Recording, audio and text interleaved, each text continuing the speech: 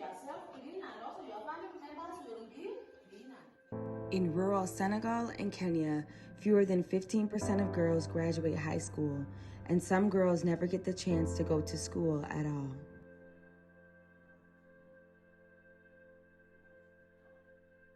Poverty, gender bias, early marriage, and pregnancy are major factors that can cause girls to drop out.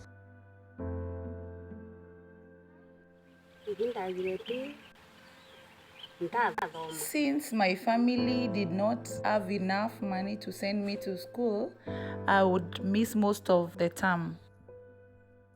Seeing my peers excel and continue to learn in the classroom, I was discouraged by how much I had not learned. The only option for me was to go home and help my parents with the livestock. I did not want to stop going to school, but I had no choice. I had to stop going because my parents did not realize the importance of my studies and could not afford to send me. My parents decided that marrying Ari was the best for me. I was married at the age of 15 and could not complete my studies the way I wished to. I never had the chance to go to school. My parents did not think education was important for girls. Instead, I was married when I was 10 years old. The majority of girls in our program have mothers like Ndajee, Rebecca, and Marie who did not finish high school. Studies show that fewer than 1% of poor rural women graduate high school in the remote regions that we serve. Instead, many women are forced to marry early and start a family, and put their dreams of an education on hold.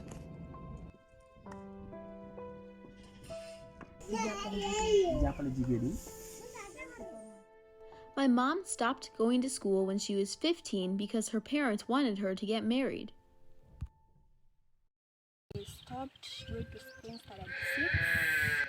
My mother had to stop going to school at the age of 6 due to lack of school fees. Girls in our scholarship program are often the first in their family to graduate high school and even go on to university. In these communities, more than 2/3 of adult women cannot read or write.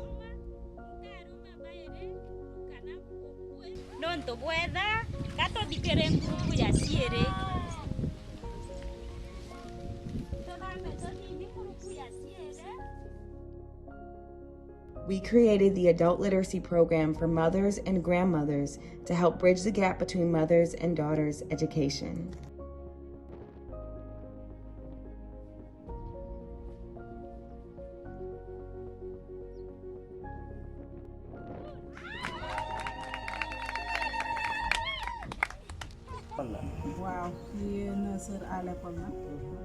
I am in charge of adult literacy class here in Senegal. I find the class to be a very good thing.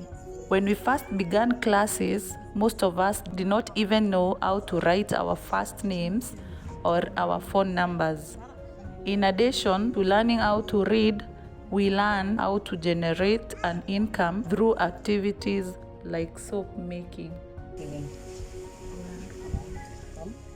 I am proud of my mother. Before taking this class, my mom did not know how to dial a phone number with her cell phone.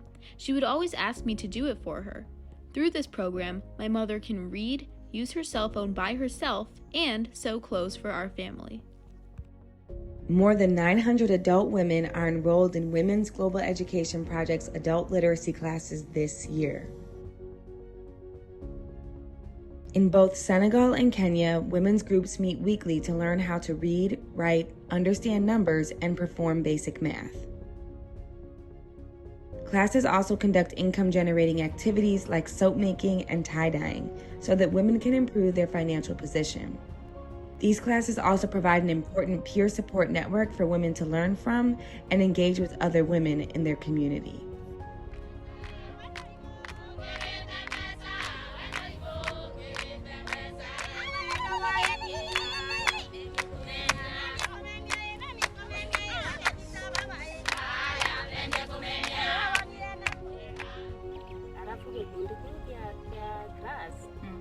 I have been in adult literacy classes for 7 years now.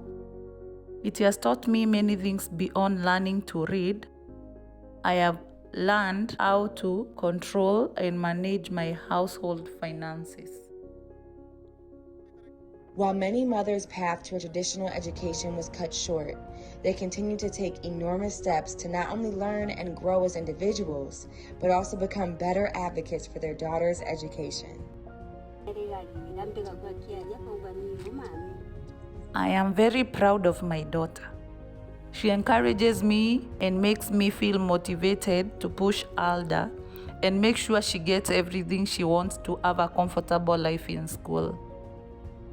My daughter is a visionary. She wants to grow up to be a doctor. Her father recently died, but she's determined and is going to change the history of our family through education. Unlike their mothers, girls in our programs are able to remain in school and prioritize their education through scholarship support, mentoring, and leadership training.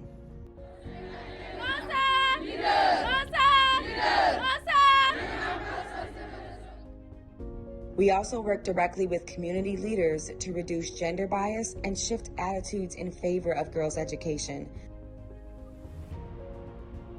so that the barriers that prevented many mothers from completing their education are dismantled for generations to come.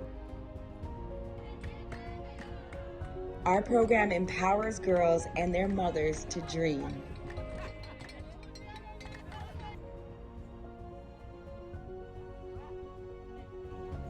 I want my daughter to become the president of Senegal and colonels and commanders in the army. I want my children to be really successful.